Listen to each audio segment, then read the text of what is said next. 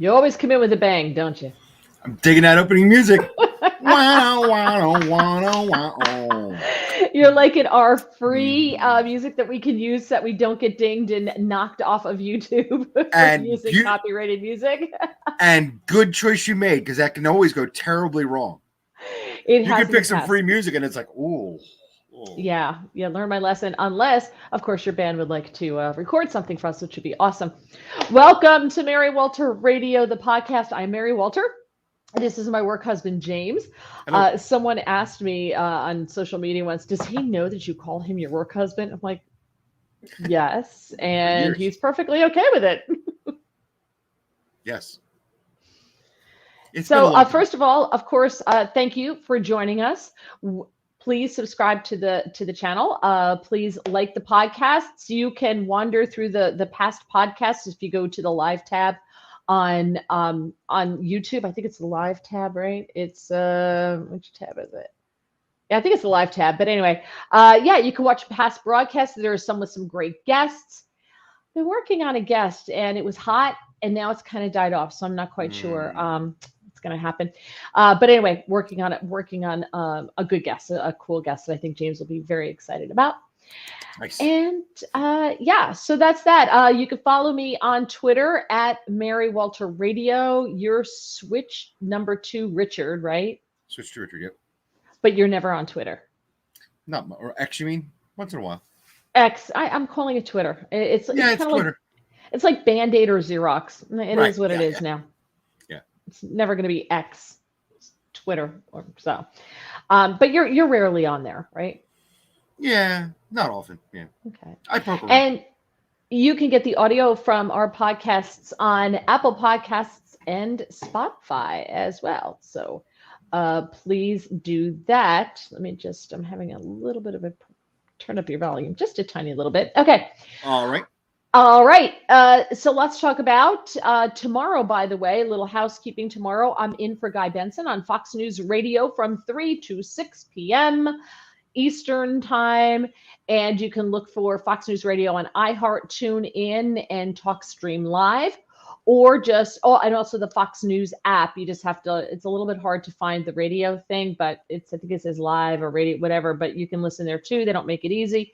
Or go to radio.foxnews.com and listen online. So, Hey, and just go ahead. I'm saying. I was going to say. No, go. Only because you mentioned iHeart, and just a super quick side note for us radio geeks. Some of our old competitors down the shore got bought by iHeart. Did you see that? No. Some of those equity properties sold. Yeah, ZXL and AYV and 96.1, like an urban station, and another one down there. Yeah. But not our old station. No, our competitors. So our some of our yeah. Oh, so is that my friend Harry Hurley? Is that equity? I don't know if he's over that. I forget who they're with. I forget. Yeah, me too. I like Harry. Harry's a good character. guy. Yeah, he's good character, people. Yeah. Yeah. Bill says, hello, Queen Mary. Hello, Bill. How are you? It is good to see you. You can join us if you are watching on YouTube. You can leave a comment in the comment section. I'll pull it up, put it on the screen.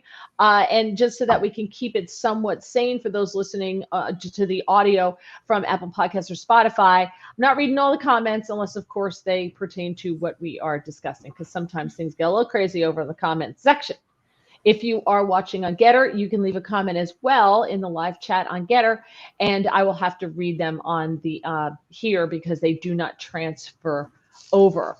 So James, next week on Tuesday, will be doing the podcast by himself. Tomorrow, we're going back up. I'm going back up to my in-laws' vacation home up on Lake George. So we all know what that means. I got to get the house ready before the house sitters come because we have cats and they watch the cats, excuse me, watch the house. Obviously there's someone here then, which is great. But more than anything, they're here for the cats and they love the cats. And it's funny because it's our family member who's a guy in his late 20s, and he's been doing it for years, and he gets to go to the beach, because we leave Oh, him our right. beach Yeah. badges. So he gets to go to the beach for free, which is great. So he usually brings a friend with him so that he's not here by himself. So I have to get 2 bedrooms ready. I can't just get 1 bedroom ready. I have to get 2 bedrooms ready. And I, of course, the food, actually, hubby's doing the food shopping right now for them because we try to leave them food. They are strapping young men and they like to eat a lot. And that's part of the perk of doing the job because I don't pay them. And I made 2 crumb cakes today, one to bring with us on vacation Oh, and one for the guys. Yeah, nice. so it's been a bit of a crazy day and packing. And and since I'm in for Guy Benson tomorrow, I'm also show prepping at the same time. Harry Hurley was in today. So Oh, nice. yeah. So it's a little bit crazy. A little bit crazy. You up to anything good? I am up to no good. As usual. Yeah, as I was usual, gonna no say, good. as we know. I'm trying to stay calm and sane planning a wedding. So, well, by planning, I mean saying yes a lot. Yeah, I was gonna say you're not planning. You're not doing that. I think we have already identified the fact that you are not actually doing any planning. It's I'm not. that I'm you're not getting in the way. intended. Yeah, Yeah. yeah, exactly. I'm attending. Yeah. No, it's your intended who is doing Oh, the yes, she planning. is doing all the work. Yes, correct. Yeah. My intended is doing all the work. Yeah, Good for her. It's fun and exciting. I think so. Yeah. No, you don't. It's exciting for her Right. and fun for her. Yeah, I know. I know. All right. I would just like to thank, we haven't done this in a while, thank our new subscribers. Chuck McCormick, iMotion website design for eye care professionals. Thank you. All right. Jill Ritter's Camp, Alan Sanders, who co-hosted the show with me last week. Ken Bocampy, Betty Hello. Pittman, Hello, and Betty. Spangler. So just some of the people. Spangler. Huh? Spangler. That's Why great. are you laughing at that? That's from oh god, I can't think of the movie. American It's Pie? is it American? Yeah. Fine, thank you. Good catch. You're so funny. I know. I don't usually get stuff like that. All right. So a couple things that I want to hit today. Not All a lot. I'm not doing a lot of politics just because I'm talking politics yesterday. I'm talking politics tomorrow. Today, believe it or not, in today's news cycle is a somewhat slow news day, which is shocking. Thank I God. know. I know. It's kind of crazy. There's not a lot going on news-wise. Scott, it would be interesting to know what his no good is. That's true. These days, napping when I shouldn't be. Oh, does that Yeah. get you in trouble? No, I'm just kidding. I just mean, I like to sneak a nap in now. That's my kind of bad. It's bad for you. It's bad for your sleep cycle. It is. See, it's my kind of bad now. It's the worst thing I do. Well, you have straightened everything out, haven't you? It's kind of sad now. Now you're dull. I am quite dull. It is really so true. I just had old friends tell me that exact thing. They're like, "Man, you've gotten real boring." It just means you've grown up, hon. I feel like I finally pushed you out of the nest. Check. Tina, he's not wrong. He really does nap all the time. You're too young for that. And then you're going to be up all night and you're going to wonder why. Right? Funny story. Funny story, yeah. Uh-huh. Guess who's been up all night? Yeah, because you sleep. Well, how do you nap if you're working during the day? Well, sometimes I come home from that and I don't. Like I have a manic energy from all the cleaning. Like you can't unwind. Okay. It's a thing. So sometimes I come home and I actually can't sleep. So I do get little sleep because I go to bed later than I should. I've always been a night person too, so it's very hard for me to go to bed early. Yeah, I'm a night person too. But yeah. What time do you get up? What time do you have to be to work? 7. You have to be to work at 7, so that's a little early. How long does it take for you to get there? I mean, let's just say worst case scenario, 15 minutes. It's really okay. So you're really close. Yeah, I'm close. So you can leave the house at 6:45 in the morning. Right. Right. I could get up at 6. So if you get up at 6 and you go to bed at 10, you'll get 8 hours of sleep. That's my usual target try. But I can stay up till 1 without blinking. And not necessarily like I want to. It's just hard for my brain to shut off the sleep. Right. But if you then, the trick for you then is not napping the next day because you're tired. Right. And that's a tough call. That's like quitting sugar. No, you could do it. You choose not to. Check. There you go. And we're back to that. That's a theme in James's life. You I, can I, do it. You choose not to. I'll kick sleep cycle down the road. Okay. All Yeah. right. Well, speaking of sleeping, All right. there is a study that was done, and they by the American Academy of Sleep Medicine, or the AASM, which is headquartered in Illinois. All right. And they found that there is a growing number of Americans who are married or living together and aren't sleeping together. Yeah. Right? So it's like Yeah. Lucy and Ricky all over again. I know some people like that. Absolutely. Yeah. Do you? I do. I know some couples. Why do they do it? I know a podcasting couple that does it partly because of the different times they work, but I think also they just have very different sleep cycles. Mm-hmm. So I think that they've gotten to long enough marriage you can pull that off. Right. And that's the case in both. They're both older couples who realize they're just better off in separate bedrooms. Well, listen, my grandparents lived in separate bedrooms, slept in separate bedrooms. Not only Right. slept in beds, separate bedrooms. Lucy and Ricky were in the same room. They just had that nightstand between them. Yeah, right. Right? Right. Tina says, I try to get him to go to bed 10. He's usually up after I go to sleep, which is 9 or 10. Then he's up till 2 or 3. It's like babysitting. Oh, yeah, well, I told you that, Tina. So, not feeling sorry for you. I told you it was babysitting. So more than a third of people say they occasionally or consistently sleep in a different room than their partner. According to the spokesperson for the AASM, Dr. Kosla, we know that poor sleep can worsen your mood, and those who are sleep deprived are more likely to argue with their partners. Totally true. Yeah. There may be some resentment toward the person causing the sleep disruption, which can negatively impact relationships. And it was funny. Facebook, my memories came up, and one of my memories was, this had to be probably like 2009, was the fact that I was sleeping in a separate room because my husband went through a period of time where he just beat the crap out of me in bed. Like the arms were flat, like he was like living out whatever he was doing. Like we joke around because you have animals, and Oh, yeah. when they dream, like their little paws go and they like because they're like Totally. chasing rabbits or whatever, right? Right. And I don't know what he was doing, but he was chasing rabbits, and I was getting punched in the head, and he's kicking me and everything else. And so I was just like, that's it. And I kept getting up to go sleep in another room. So I would always start out with him, and then I would get up and move to another room because it was that or wear a helmet. I mean, those are my two options. So I chose to just go in another room. And sometimes, like if he's congested or I'm congested, I'll snore. If I'm like really, Yeah. and I'm going through a congested period. You heard me, I got a little before, so I'm popping the Mucinex and everything. But if I'm snoring tonight, he may very well get up and go in the other room which I feel badly about, but or if I'm sick, like when I was sick last month, when I was up on vacation, which I don't really think it counts as vacation because I spent the majority of it puking, Oh. So I don't know if that's vacation. Yeah. But I started in what was our room, and I just said to him, like, just save yourself, go sleep in the other room. Just get away from me, just sleep in that room. And so he did, so if you're sick or something like that. Gregory says, my mom and dad slept in separate beds after they quit sleeping on the hide-a-bed. Wait, so they were sleeping on a hide-a-bed couch? I don't understand. I'm confused. Maybe, yeah.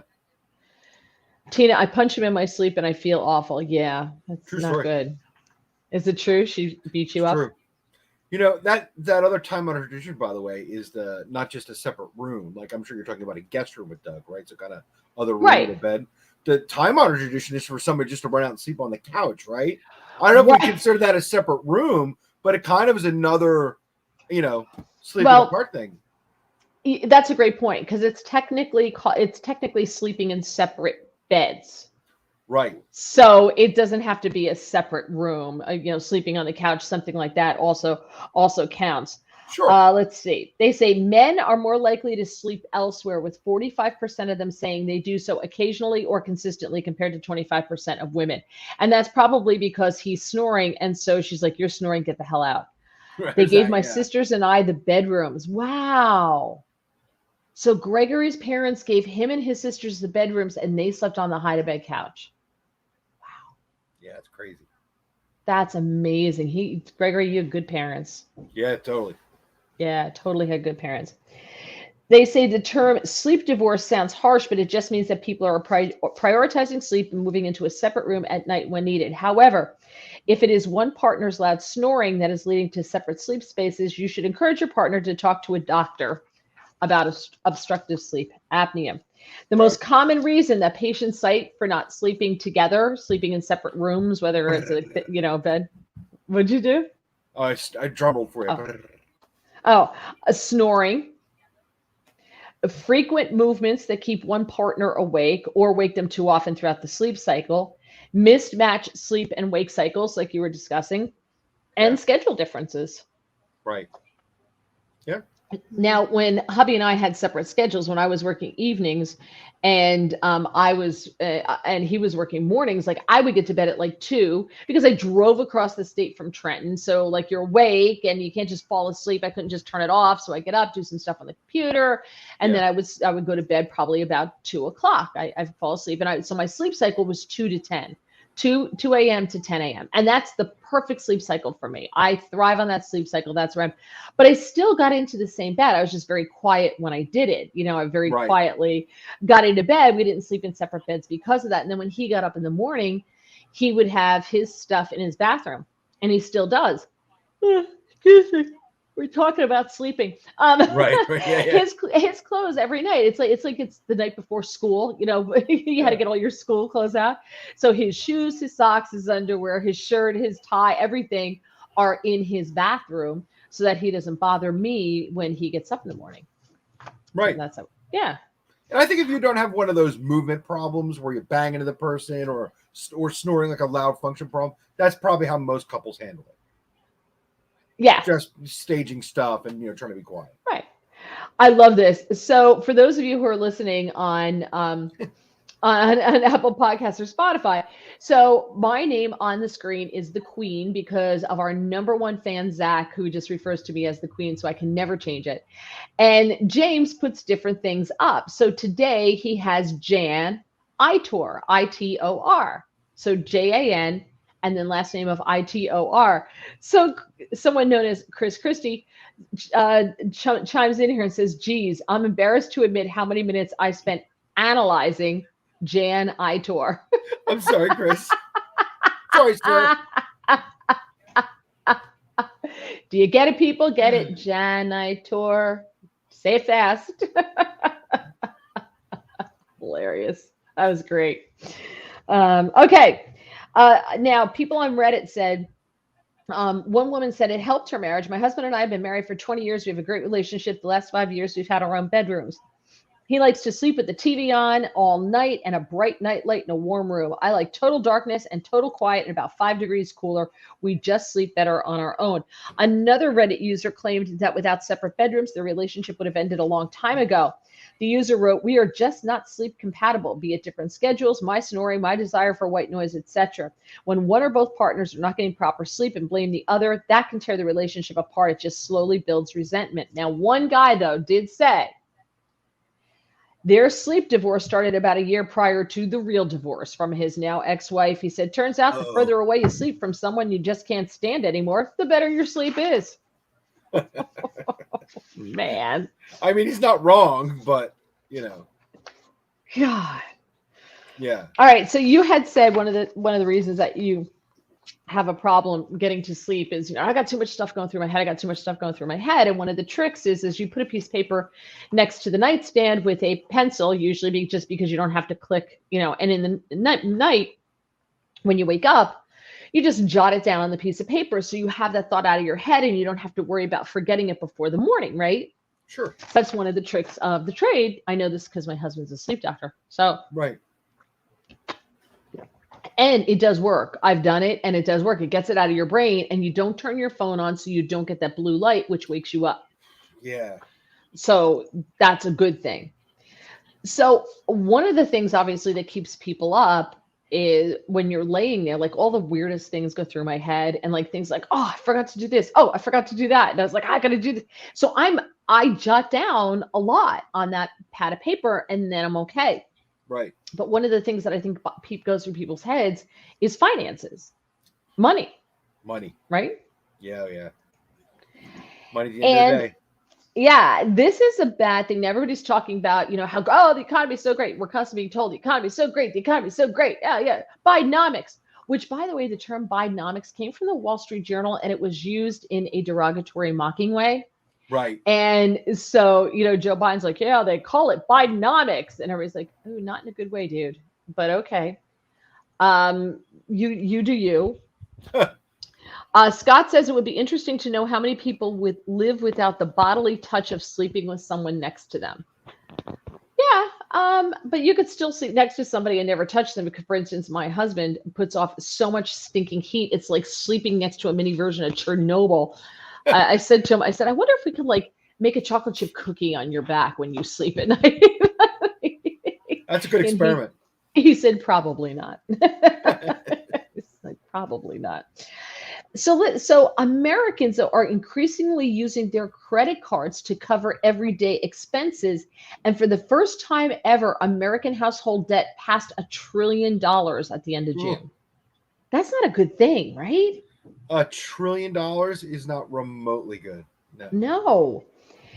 In the 3-month period from April to June, total credit card debt surged to $1.03 trillion, an increase of $45 billion from the previous quarter.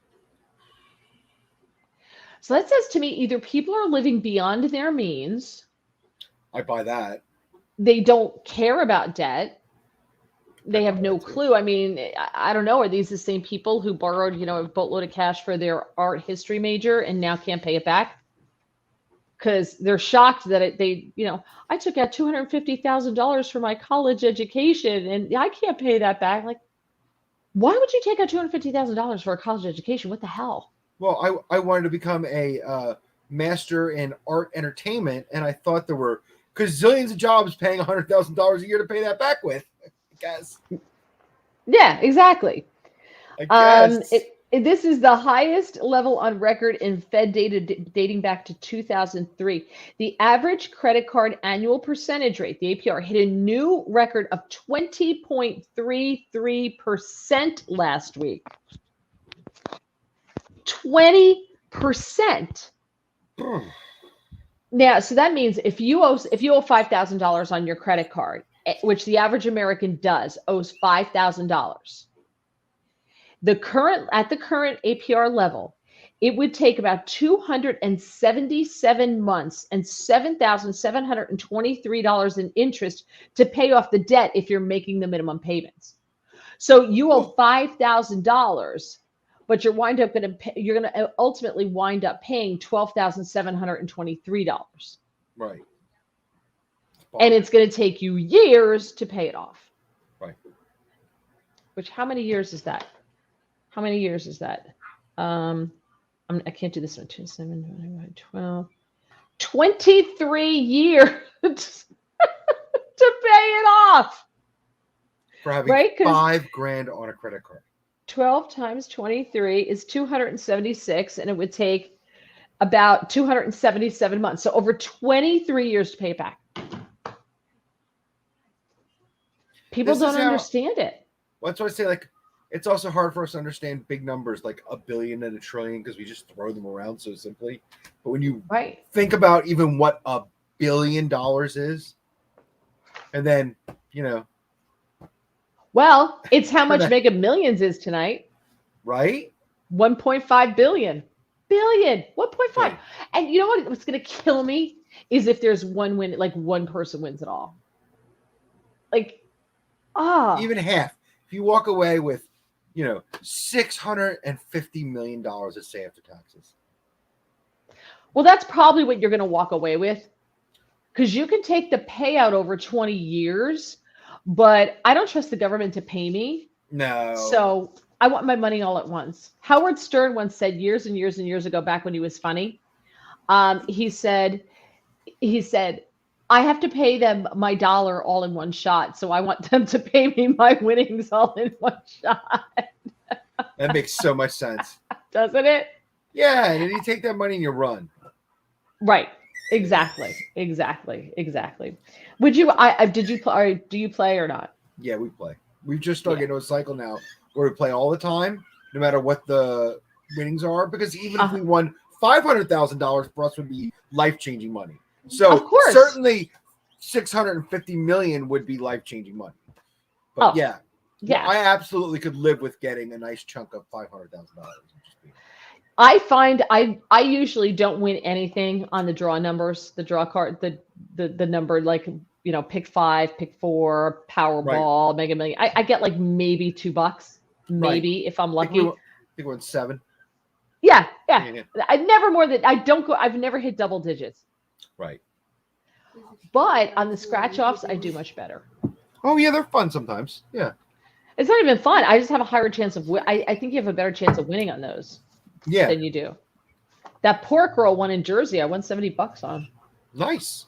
Yeah. That's a good I'll win. take it. Yeah. Okay, so total household debt in the United States, $17.06 billion for total household debt. Balances are now $2.9 trillion higher than they were at the end of 2019. Now, auto loan balances are in here. They climbed about $20 billion, or a little bit over 4% over the second quarter. As of June, about 2.7% of outstanding debt. What? About I didn't want to look over. About 2.7% of outstanding debt was in some stage of delinquency. Wow. Yeah. Well, that's because car prices are out of hand. So auto loans themselves are crazy. But and car it's prices not just that. Have you seen what they're doing, what the administration's doing with like appliances and stuff? So the appliances now have to be, you know, like washing machines can't fill up with water. Like we have a smart washer we've had for years. And unfortunately, because we've had it for years, it's probably going to go now. We're not going to be able to replace it with a washing machine that actually works. Right. Because now they restrict how much water they can have and this and that. Whereas our washing machine currently it weighs the load and then it sees how much water you need. The same thing with our dishwasher does the same thing. Water sensing, yeah. Right, exactly. Yeah. And dryers, they can't run on gas. They have to be electric. And your stove, can't be gas. It's got to be electric. All this, and none of it works. So it's like the low flush toilets. Everybody just winds up flushing twice, right? You just flush twice if you have to. It's so stupid. Well, if it's yellow, let it settle, let alone having to flush twice, right? I mean, if it's yellow, let it mellow. If it's brown, flush it down. Yeah. That's your low flow toilet, guidelines. Well, sometimes you have to stop halfway, flush, and then continue. Yeah, that too. Gregory, I paid 25 cents for an Illinois lottery ticket in 1976 and won $20. I've only played occasionally since then. Yeah. Big win for them. Yeah. Hey, $20 again. That's back in 76. How much? That was probably the equivalent of like my $50, $70 win, something like that, right? Right. That's what I was thinking. Yeah. Yeah, probably. Okay, since we're talking about money, I'm not a big fan of the French in general. Okay. Cheese-eating surrender monkeys, but French rifles only dropped once. Yeah. Exactly. Yeah. Wasn't it Rumsfeld who called them cheese-eating surrender monkeys? Wasn't that him? I think that so, Rumsfeld? Yeah. Cheese-eating surrender monkeys. But they're doing something that I actually think is kind of cool. All right. And what they're doing is France is, clothing capital of the world.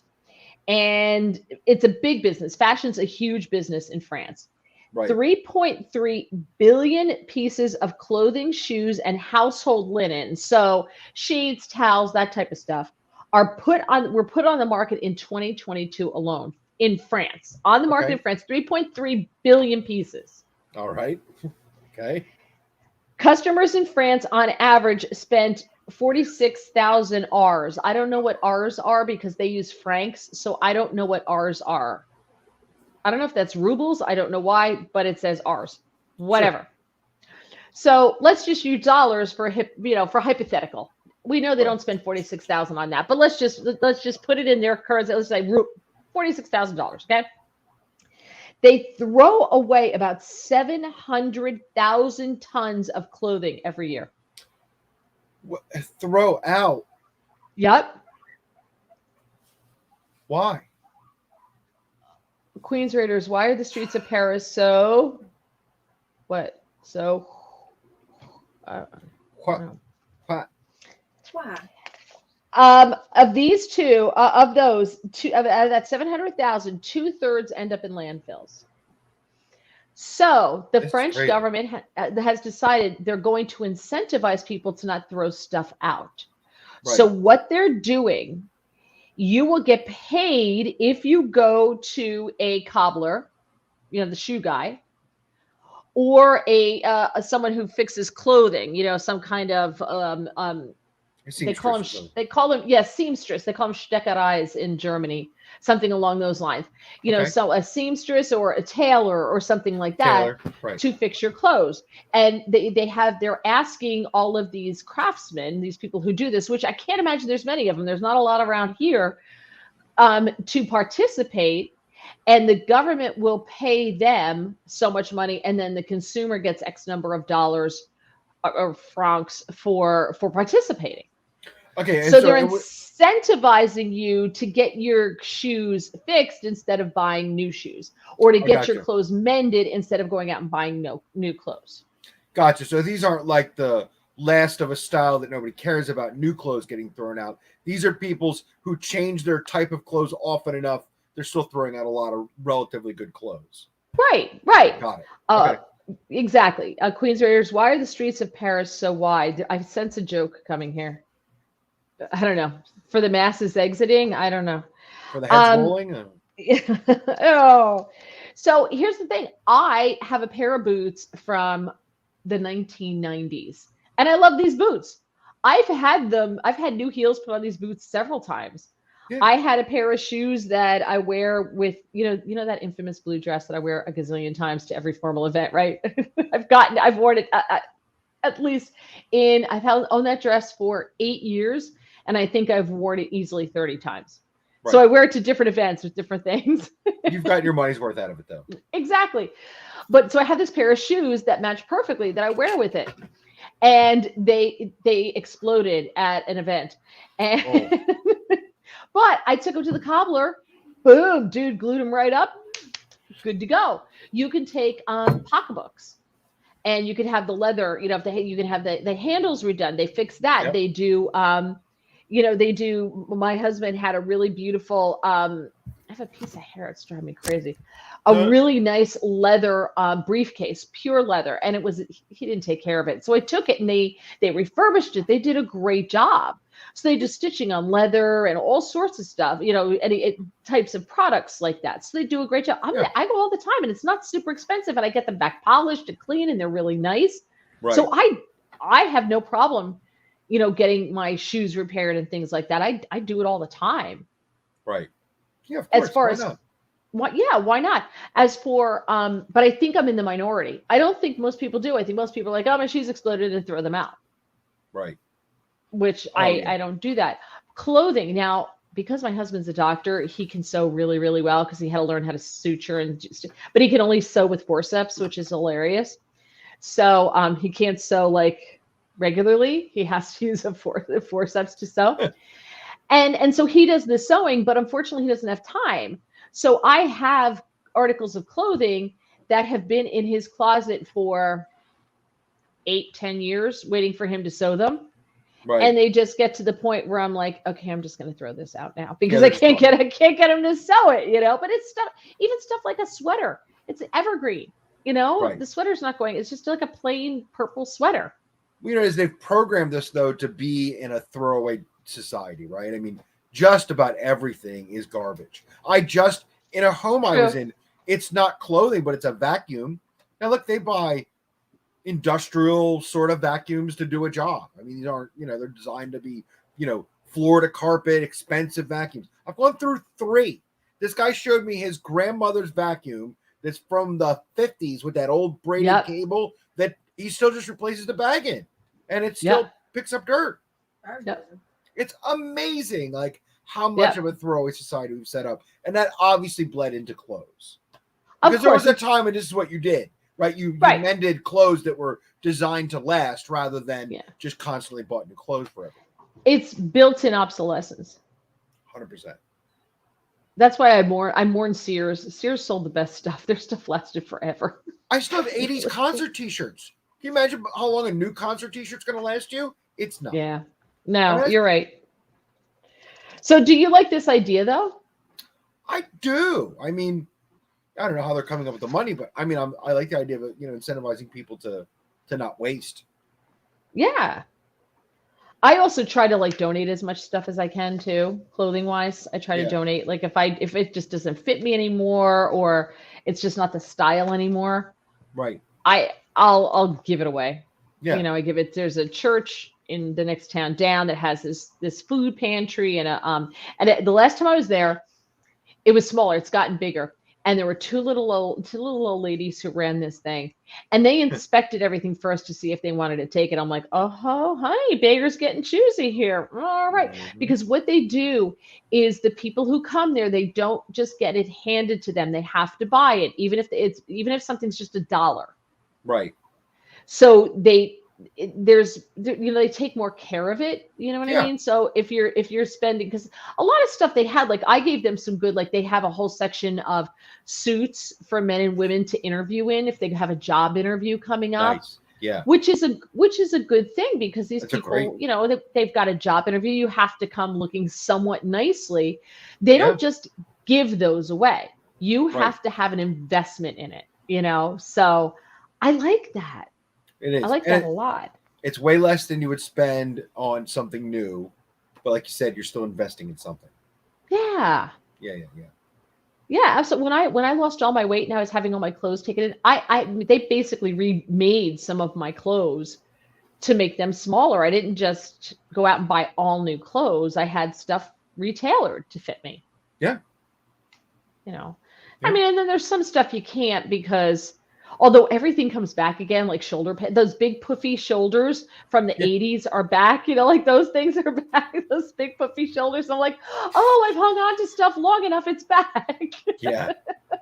Scrunchies are back in from the early 90s. I'm like, oh, I have some of those too. It does all its comeback, doesn't it? Yeah. And they're also doing it to help those who do those crafts, to keep them employed, to create jobs. The guy who runs the cobbler shop I go to has to be 900 years old. He's a little Italian man, right? It's this little squat little guy, bald on the top, but he can still grow hair around the side, so it's all white, and he has a big white beard. He's kind of like a bald Santa. Nice. But he's got a young man who's in there now. I was just going to ask the question. Does he actually have an intern? He does. He must, because I've seen this kid in the back, unless it's like his grandson or something. Because this guy's in a really good neighborhood. There's some very wealthy, because I have to drive about 15 minutes, 20 minutes to get there. And so he's surrounded by some very, very wealthy areas. So some of the bags he gets in are like Chanel and like good stuff. So there's money to be made there. Right. And knowing how to repair that. Yeah. Exactly. Yeah. So I think the kid's smart if he does that. So, and I think it's good, because those are becoming lost arts. Repairing clothing, repairing all that stuff is becoming a lost art. That Navy SEAL I really like, Jocko Willink, who has a great podcast. I'll give him a little plug if you like Navy SEAL oriented, that kind of discussion stuff. But he's a entrepreneur, and he's running a clothing company. And they bought. He's like, there was no sewing in America. There was no like factory clothing done here in America like that.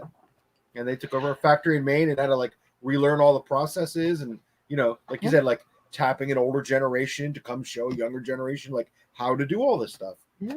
Well, that's why Mike Lindell started it on his own. He invented the process for putting together My Pillow, and he had to find the people who could do the sewing, because in this country they unionize and it becomes ridiculously expensive.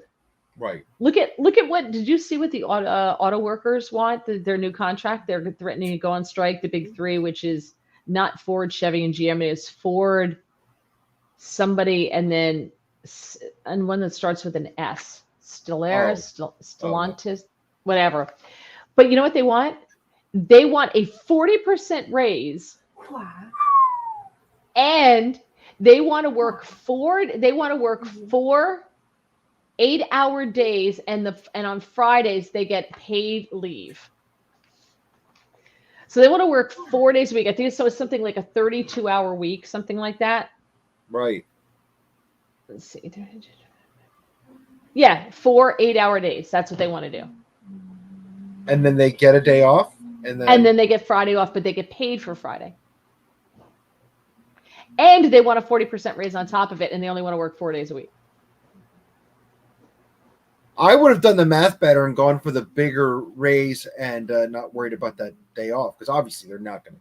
There's no. Well, that's what. chance. But see what they're doing. You ask for a mile, but you'll take a yard. Right. Yeah. You know, that's what they're doing. Right. That's fine. So to answer Queen's Raiders' question of why are the streets of Paris so wide, it's easier for the invading army to walk down.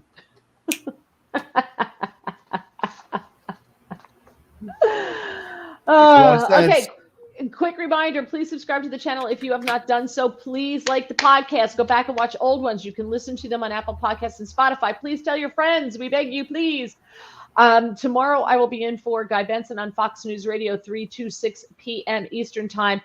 Just look for Fox News Radio on iHeart, TuneIn, TalkStream Live. If you have the Fox News app, you can watch it there as well. You can watch it online at radio.foxnews.com. All right, one more story. Oh, and thank you to EB, who does all of our graphics for us. We appreciate him so much. And his son, Zach, who is our #1 fan. So thank him. Okay, so we were just talking about how Ford, like the United Auto Workers, don't want to work on Friday. They want Fridays off. Well, Texas A&M, the School of Public Health, just did an interdisciplinary study. The study looked at 789 in-office employees at a large energy company in Texas over a 2-year period from January 2017 to December of 2018. So before the pandemic. So everybody is in office, okay? Got it. They found that now what they did, they found that most studies of worker productivity use employees self-reporting, supervisory evaluations, or some kind of wearable technology, but these can be subjective and invasive. So they used computer usage metrics, things like typing speed, typing errors, and mouse activity to get objective, non-invasive data on computer work patterns. They then compared computer usage patterns across different days of the week and times of the day to see if any patterns emerged. Okay, right? So we got it? Got it. And they said that we found that computer use increased during the week. So it starts Monday, Tuesday, Wednesday. It increased during the week, but then it dropped significantly on Fridays. So it increases Monday, Tuesday, Wednesday, Thursday, boom, drops on Friday. Okay. They say people typed more words and had more mouse movements, mouse clicks, and scrolls every day from Monday through Thursday, and then less activity on Friday. They say computer use decreased every afternoon, but more on Friday afternoons. Now, I don't know. That kind of makes sense, right? Absolutely. Right? I mean, this isn't a mystery to anybody, is it? No, there's a speech in Office Space where he sits down with the Bobs and he tells about how he comes in. He just spaces it like that. You know, that speech really hits home with a lot of people's jobs. Yeah. You know, I don't know a lot of people that work 9 to 5 that they're like bang in workout 9 to 5 in an office environment. Right. I don't know the office environment that's like that. Yeah. What do you do? What do you do, Bob? Frankly, Bob, I don't know what I do. Yeah. I don't do anything, Bob. Yeah. And let me tell you about TPS reports. Yes. What a great movie. If you have never seen Office Space, seriously, what is wrong with you? Funniest movie, and everyone can relate to it. So funny. There's some very relatable things in there.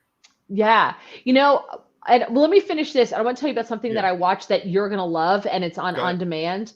And you can watch it it's being shown on some TV channels as well as I know it's on Newsmax. Okay. They're airing it. I think the next time it's on is on Saturday, and so we recorded it. But anyway, okay. So computer use decreased every afternoon, especially on Fridays. Employees were less active in the afternoon and made more typos on Friday afternoon as well, especially on Fridays, they said. This aligns with similar findings that the number of tasks that workers complete increases steadily from Monday through Wednesday, then it decreases on Thursday and hits rock bottom on Friday. That makes a lot of sense. Yeah, it does. So much sense. So now here they said, so what are the takeaways from this? He said they say that they suggest that hybrid work or now hybrid being some days you work from home, some days you work in the office, that type of thing, or a 4-day work week may lead to happier and more productive employees. As of May of this year, about 60% of full-time paid workers in the U.S. work entirely on-site, entirely in the office. The remainder work either remotely or have a hybrid arrangement. Now, here's the thing. What do you think happens if it goes to a 4-day work week? Well, I mean, there's, like you said, ask a mile, give him a mile. What was that thing again? Give a mile, get an inch. Ask for a yard, and you'll take. Ask for a mile, you'll take a yard. Yard, right? I mean, it's going to be 3, right, or 3.5. Because I'm starting. No, the same thing is going to happen. So if you have Fridays off and you're only working Monday through Thursday, yeah, Thursday's going to become the new. Right, Thursday's going to become the new Friday, and then nothing's going to get done on Thursday afternoon. That's just the way it's going to be. 10 years of that process, everybody's going to be going, come on, man, just let me go out early on Thursdays. I'm already done by Wednesday. Exactly. I'm just tying up the end of the week on Thursday anyway, so. Exactly. Yeah. That's exactly what I thought. I'm like, this isn't going to change anything. It's just going to be different. It's just going to be Thursdays the new Friday. Gregory says counting typos seems a bit invasive to me. Well, do you know a lot of people, I know people who work remotely and their boss can see when they're on the computer, like when they're typing, what they're doing, whether they can know whether they're doing email or they know what other stuff that they're doing. Yeah. And I guess part of the price you pay for working from home and being allowed to do that. The boss is going to know what the hell you're doing. Right.